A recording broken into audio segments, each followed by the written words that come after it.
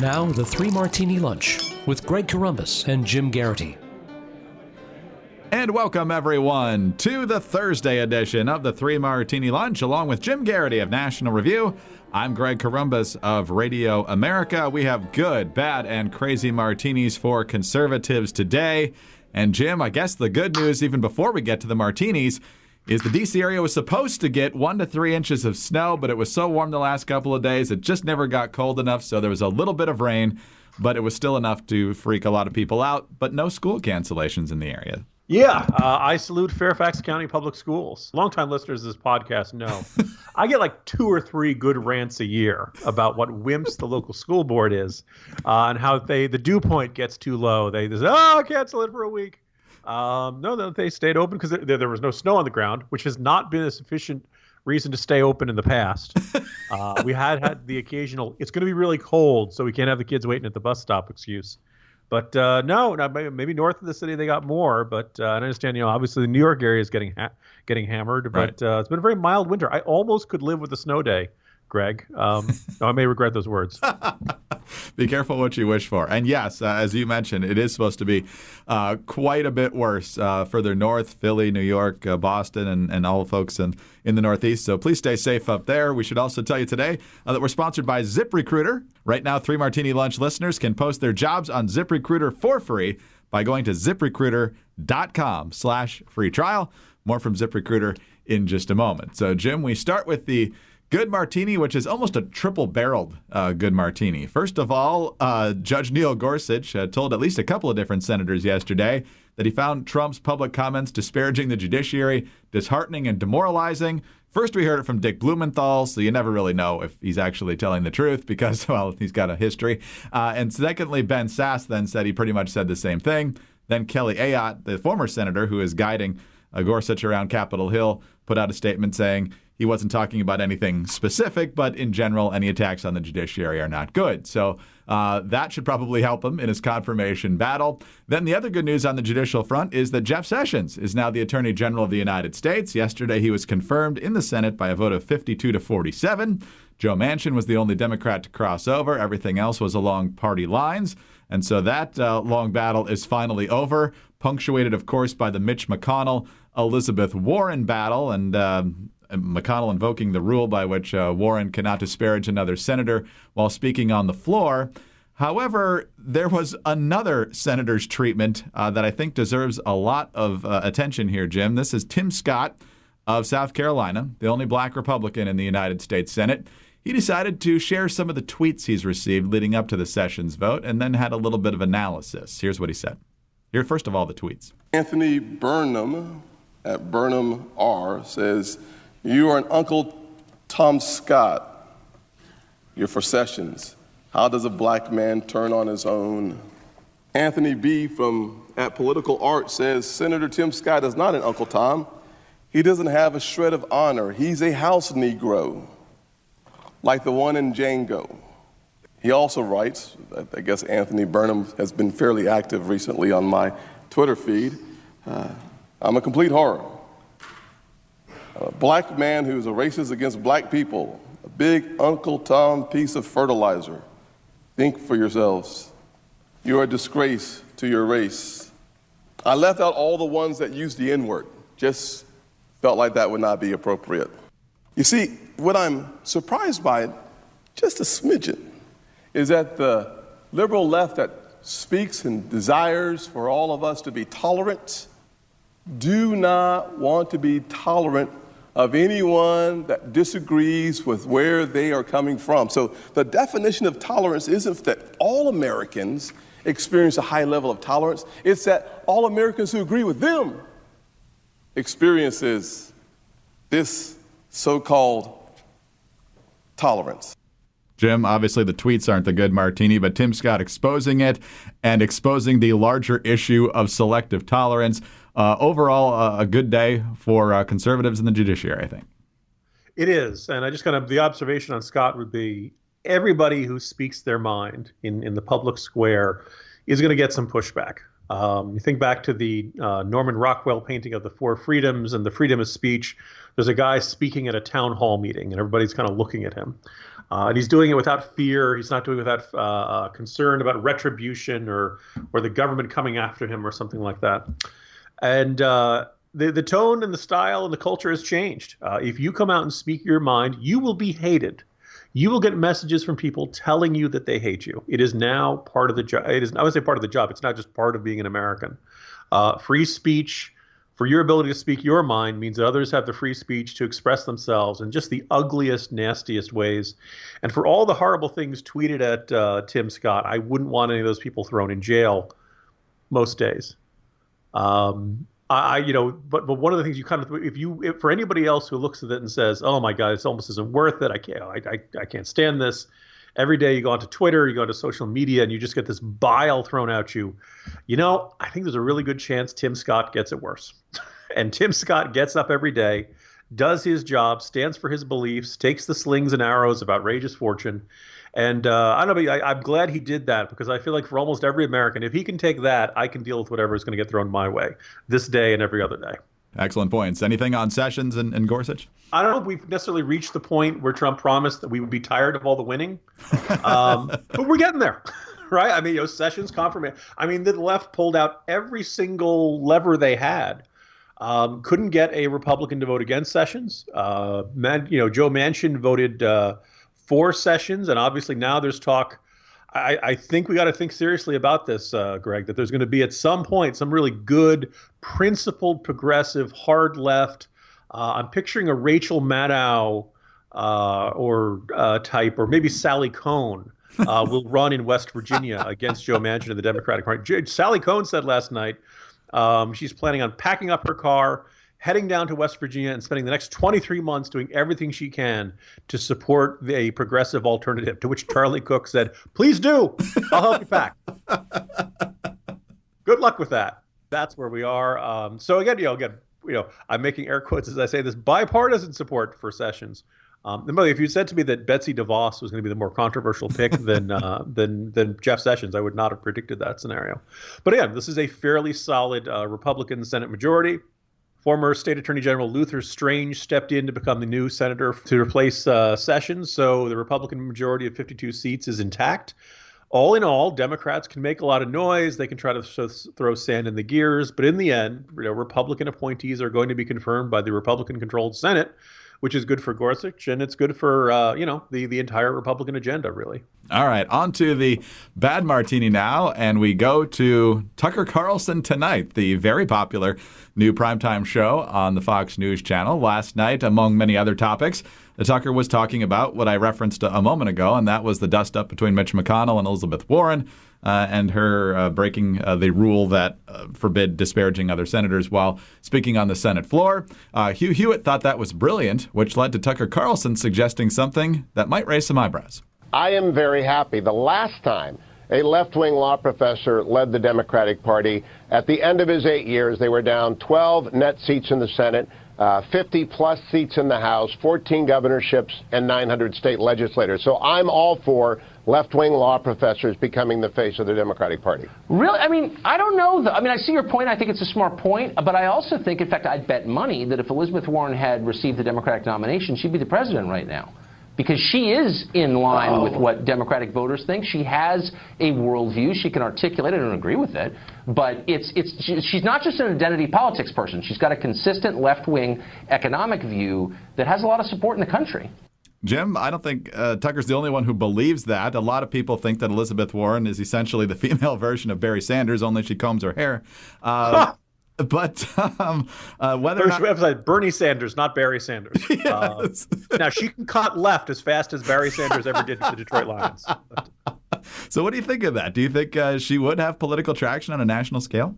We might not necessarily expect this to come from Tucker Carlson, but I think this is worth chewing over, and I can really I can see both sides, because on the one hand, let's imagine this scenario. Elizabeth Warren would not have had the FBI server issue. She would not have had the consistent lying about it. I'm not necessarily going to say Elizabeth Warren is a lot more honest than Hillary Clinton is. I'll just say that it's harder to perceive her lying. She's a much better liar than Hillary Clinton is. when it comes to that. I think the Tucker Carlson's point about her, at her heart, there's a lot of populism running through her message, and that's not all that different from the populism running through Trump's message. Now, on the other hand, the reason you could hear Hugh Hewitt kind of audibly scoffing in that. And I think that there's we should also not overstate the appeal of Elizabeth Warren. I was watching her speak the other day, Greg, and it just kind of struck me. I don't know if you see her the same way. Elizabeth Warren always looks and sounds like the HR administrator who's saying that she can't accept the forms you just filled out because you used blue ink instead of black ink. Right? It's kind of this hectoring. No, you can't. And it's just I don't know if that's a persona that will be broadly appealing. But having said that, Elizabeth Warren will avoid a lot of the giant honking implausible messaging hypocrite issues that Hillary Clinton had, the dead broke in the White House. Oh, I'm not part of the establishment, all kinds of stuff like that. And if this is the direction the Democrats are shifting in, then we on the right should not underestimate this. I think this will be more appealing than Hillary Clinton is. And before you say, oh, Jim, I should point out, Hillary Clinton was probably the worst nominee the Democrats have had, at least since Michael Dukakis and maybe even further back. Right. So in a way, yes, it's good Republicans won in 2016. It's very good. But we shouldn't, pat ourselves in the back too much. We ran against a very flawed opposition that they're not likely to emulate in future cycles. So if Elizabeth Warren, there's this theory that McConnell knew what he was doing by elevating Elizabeth Warren. She's a very off-putting image for the party. In some ways, yes, and in some ways, no. And I kind of hope Republicans are wary of this, or recognizing that, in other words, they got to bring out that hectoring, nagging, insufferable, I know everything part. And one of the things I'm kind of struck by, I was talking about this with somebody yesterday, my last point, Elizabeth Warren. Greg, could you imagine any Republican senator claiming to be a member of a minority group and then not really having a plausible claim to be a member of that minority group? That's right. Right? I mean, like the press reaction would be apoplectic, right?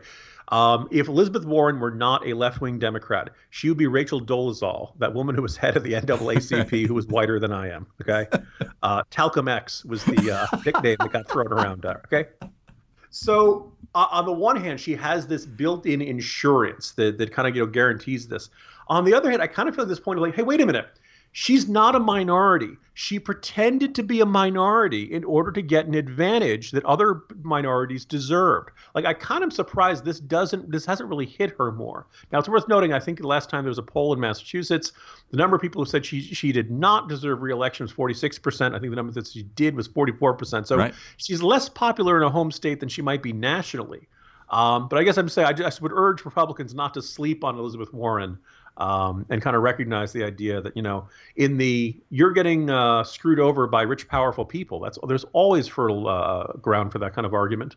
And, it could be one that Democrats could get traction on in 2018, 2020. Oh, can you imagine if the Republican had not only given that line of bull about their heritage, but then tried to back it up by saying, well, look at my high cheekbones. The internet would have completely exploded. It wasn't like a crab omelet or something was her traditional, right? Like all those middle Great Plains Indians and their crab omelets. Oh, well, fortunately, even if Elizabeth Warren is somebody that the American people might want to be president, the good news is that the American people aren't hiring for almost 4 more years. But the question now is, are you hiring? Do you know where to post your job to find the best candidates? Posting your job in one place is not enough to find the quality candidates. If you want to find the perfect hire, you need to post your job on all of the top job sites, and now you can.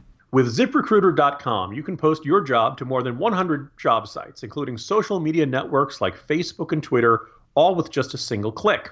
Find candidates in any city or industry nationwide. Just post once and watch your qualified candidates roll into ZipRecruiter's easy-to-use interface. No more juggling emails or calls to your office. You can quickly screen candidates, rate them, and hire the right person fast. Find out today why ZipRecruiter has been used by over 1 million businesses. And right now, 3 Martini Lunch listeners can post jobs on ZipRecruiter for free. That's right, free, by going to ZipRecruiter.com/free trial. That's ZipRecruiter.com/free trial. One more time, to try it for free, go to ZipRecruiter.com/free trial. And Jim, on to our crazy martini now, and it saddens us beyond words to report that it's a follow-up to yesterday's Crazy Martini. Yesterday's Crazy Martini, if you weren't with us, was Donald Trump tweeting about the shabby treatment his daughter Ivanka got from Nordstrom because they decided to discontinue her fashion line. And then we found out that other retailers are either killing it altogether or just blending it in with other stuff, and it's not going to be featured prominently like TJ Maxx and Marshalls and so forth. Well, Kellyanne Conway was on with Fox and Friends, and she decided to not only defend the president, but decided to turn herself into a pitch woman for Ivanka Trump's products. They're using the most prominent woman in Donald Trump's, most prominent, Right. she's his daughter, and they're using her, who's been a champion for women empowerment, women in the workplace, to get to him. So I think people can see through that. 30 Go seconds. buy Ivanka's stuff is what I would tell you. I hate shopping. I'm going to go get some on myself today. So that was one direct ad. She wasn't done, though. She couldn't leave the interview without saying it again. This is it's a wonderful line. I own some of it. I'm going to give a free commercial here. Go buy it today, everybody. You can find it online. And, of course, she did that interview from the press room with the White House logo right behind her. Jim, this is bordering on illegal, I'm pretty sure at this point, by using the Office of the Presidency and the staff to blatantly promote private products. Kellyanne Conway does not work for Ivanka Trump. And, oh, by the way, Ivanka Trump no longer even works for Ivanka Trump when it comes to this stuff. So what is going on here? Yeah, so back in the transition period, Trump had talked about somebody on LL Bean who had supported him. There was talk about organizing a protest of LL Bean, and he said, "Buy LL Bean" on his Twitter feed. And I had pointed out that when it comes to endorsing products from an elected official, particularly a president, like when the president goes and gives a speech at the Solyndra factory, is that an endorsement? Is he saying when he says this company is the future? Companies like this are the future of America. Is that an official endorsement by their products? Well, it certainly does kind of walk up to that line. I think what Conway's doing here steps right over that line, and you don't have to be a crazy left winger to make this argument. I think it was kind of interesting to see a comment from Peter Schweitzer, who hopefully our listeners remember as the author of Clinton Cash. He is the kind of crazy left winger who worked closely with Stephen Bannon. Meaning not a left winger at all. He says, look, to encourage, they've crossed a very, very important bright line, and it's not good. This is his comments to the Washington Post. To encourage Americans to buy goods from companies owned by the first family is totally out of bounds and needs to stop. Clearly, the Trumps feel some of this is related to politics, but whether that's true or not, these marketing battles need to be fought by Ivanka and her company. They cannot and should not be fought by government employees in the White House. It's time to move beyond the mindset and the role of the businessman and assume the mantle of commander-in-chief. I think Schweitzer is completely right here, meaning that, it may be very unfair that people are protesting Ivanka's line of clothing. The people are deciding they don't want to stay in the Trump hotel, that people are saying, don't want to live in a Trump property. When you choose to run for president, you're going to have consequences like that. That's just part of the price of the game. That's part of, if you don't want to be attract controversy, you can't be involved in the political realm. And I can, feel a certain amount of sympathy to Ivanka Trump. I think her brand is, the image of her brand is changing very rapidly. We've gotten occasional, suggestions that she is, maybe one or two or maybe a lot of steps to the left of her father. No doubt she loves her father loves him. The emotional parenting side, it's very easy to see why President Trump would, take to Twitter and denounce anybody who was appeared to be punishing his daughter. We emotionally we get that, but that's not what the job requires. And Harry Truman got in a little bit of trouble for this way back when. You're the president. You got to focus on this kind of stuff. And for Kellyanne Conway, like you can't. This is something where you really kind of have to punt on that stuff, and you cannot go out and say, "Oh no, everybody should go out and buy her products." This is because that comes really close to the White House doing endorsements, and that's not what the job is. So hopefully they learn from this, but I'm not terribly optimistic. My fear, Greg, is that we're now in the, we're going to be on day 3 of Nordstrom Gate, and it's going to continue for weeks and weeks because neither Trump nor many of the people around him have the impulse control to recognize, I can't do this. I'm in a different role now. Ugh. Can't we please focus Happy on... Thursday, everybody. Jim Garrity of National Review. I'm Greg Corombos of Radio America. Thanks for being with us today. And be sure to tune in again on Friday for the next 3 Martini Lunch.